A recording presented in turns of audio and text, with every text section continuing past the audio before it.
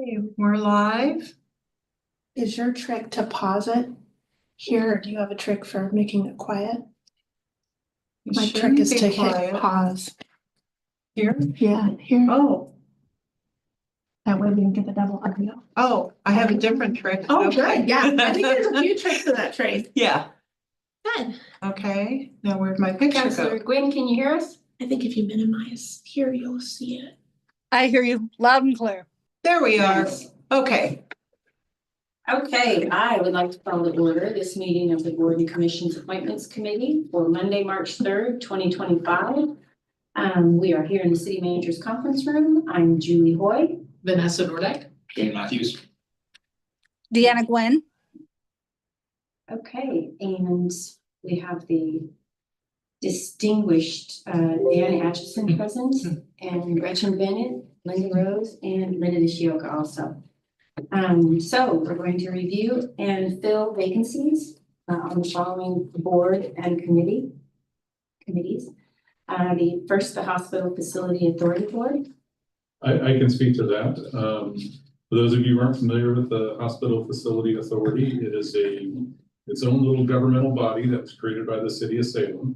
Its role is basically to serve to authorize capital financing for medical services such as hospitals. Basically what happens is that a local medical service provider will want to do a project such as a clinic or an expansion to the hospital, and they'll get a tax exempt bond authority for that. And that will allow them to lower the cost to construct the improvement and by selling those bonds. So the good thing about that, other than just those benefits, is that the city of Salem will get a chance to review and sign off on those, the city council will, but there's no recourse on those bonds to the city. So if for whatever reason, someone would default on repaying the bonds, it doesn't come back against the city financially. It's been in existence since the 1970s. A number of projects have been helped to this. A number of expansions at Salem Health, as well as the Yakima Workers Clinic at Lancaster that was approved a few years ago. Capitol Manor, all the reconstruction improvements they've done out there recently, many of those improvements have been funded to the bonds. Typically, the city attorney and more recently the chief financial officer, Mr. Eggleston, have been attending the facility authority meetings. They typically meet once at a minimum annually, and then there may be another meeting throughout the year or a few meetings throughout the year. 7 o'clock in the morning at the conference room at the Salem Health. They serve really lousy pancakes if you're interested in attending. I take that back, their pancakes are great. What we're asking for today is the reappointment of Mike Compton and Stephen Hunter. Mr. Hunter has been the chair of the Hospital Facility Authority for several years now. Mr. Compton was the previous chair and is continuing to serve on the board. I'm not familiar with Mr. Hunter specifically, but I think most of you know Mike Compton from Pioneer Trust. He's retired from that, but he's still willing to serve at least another term on the Hospital Facility Authority. And then also, we were asking for you to appoint 2 members of council to the authority. It's a 7-person board, and that would give them 4 members, so you have a quorum and could conduct business. And I believe they've got a meeting scheduled for next month, so it's a little bit time sensitive that we make the appointments. And did Courtney and I talk about this in the boards and commissions meeting that we had? Did we assign somebody? Originally, I think there was some confusion on our end that we thought they were mayoral appointments to the commission, but they're actually appointments for that city council makes. So this will be a recommendation from this committee to council. Okay. And then I believe you had originally wanted to appoint Councilor Brown and Matthews to the Hospital Facility Authority. And I believe both of them, well, Councilor Matthews is obviously here, but I know, Councilor Brown indicated a desire to serve on the authority. Okay. And you, Wayne?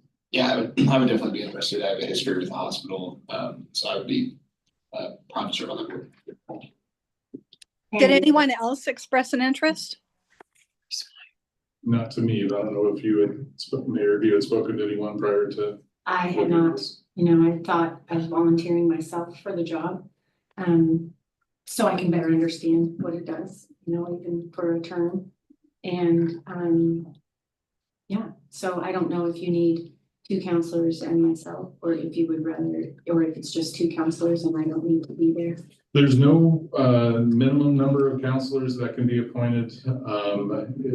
The history of these appointments kind of varies over the years. Typically, the counselor whose ward includes Salem Health has been appointed, but in some cases not, as well as the counselors from West Salem because of Capital Manor.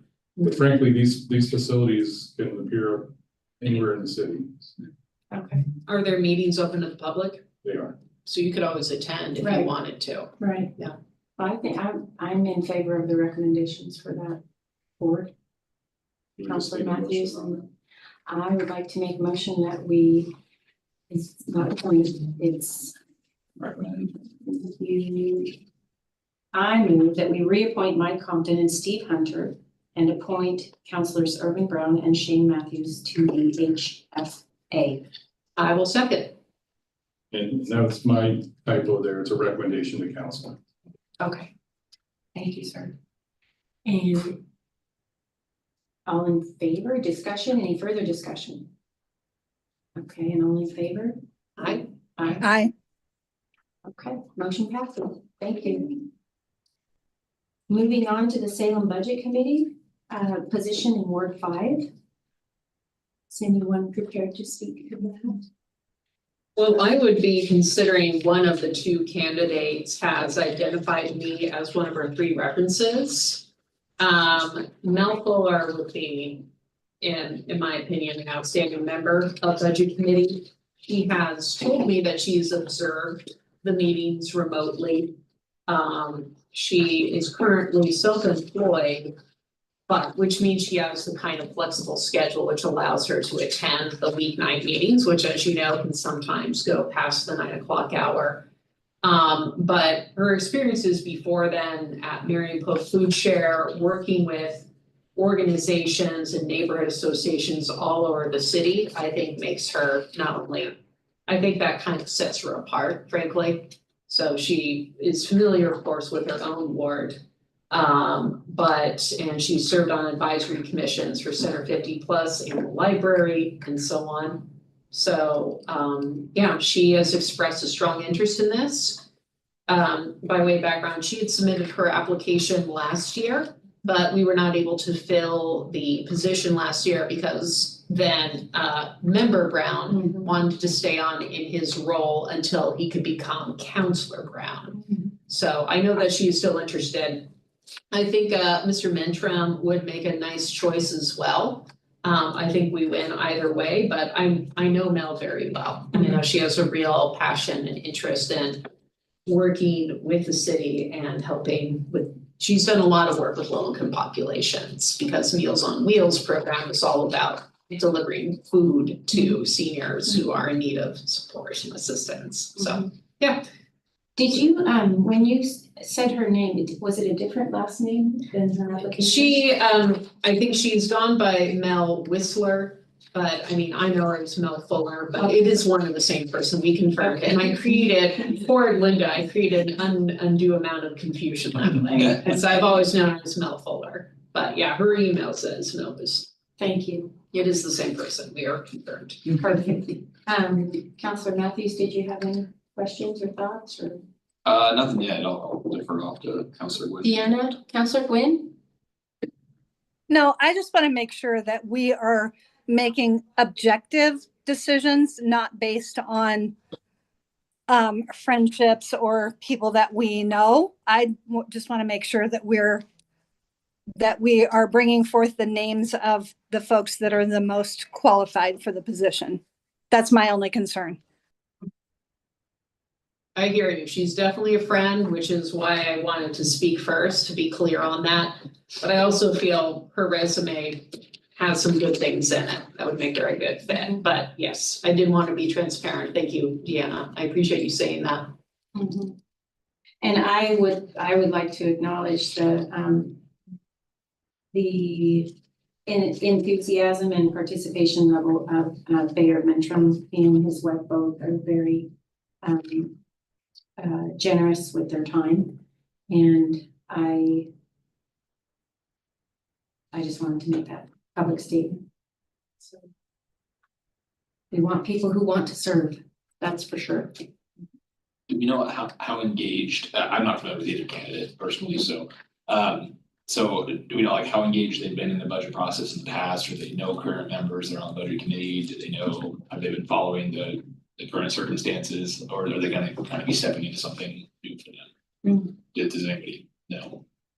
I know just personally from a distance that Mr. Mentrum and his wife are very aware of what things are happening and going on in the city. As to budget experience, I can answer that for that candidate. I don't see, Mel's application doesn't speak to that. It does indicate that she's attended her neighborhood association meetings over the 14 years that they've lived in the ward.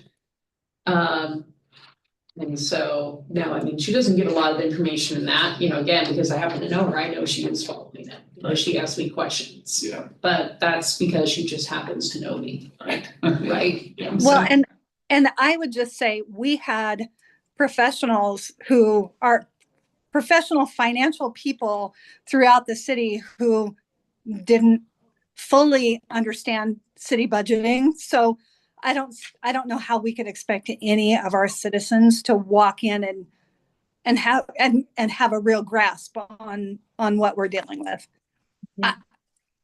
Right? For sure. Yeah, Agreed. I get that.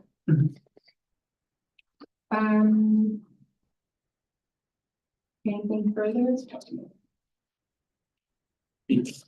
What? You think that's me texting you? You three. I mean, come on now, Becky, there's no cards. Hands are visible. Right, hands are visible, just like the dealer moves, like. Get one of those little bags to collect funds. Yeah, right. Can you imagine? No. Well, do we feel like we're, So that I'm clear, because I obviously knew this. So we're making a recommendation to council still, that's right? We don't actually appoint her, we just make I recommendation. believe so, is that That's your right. recommendation, council? And so council, Has it ever been done in the past where budget committee members are interviewed, much like planning commissioners? Yes. Yes, but that practice has, Dan, you probably know more of the history of, you know, sometimes yes, sometimes no, is the why best don't- answer I could give. Why don't we do that when we don't really have, I mean, I don't know how to say his last name, but he's been not only managing his own finances for 50 years, but also those of clients in managing projects. And so I don't know that either candidate is a real standout of more qualified. So I would love to see an interview, even if it's at our next council meeting. Is that possible, Dan? Probably not on the 10th. It might be possible on the 24th.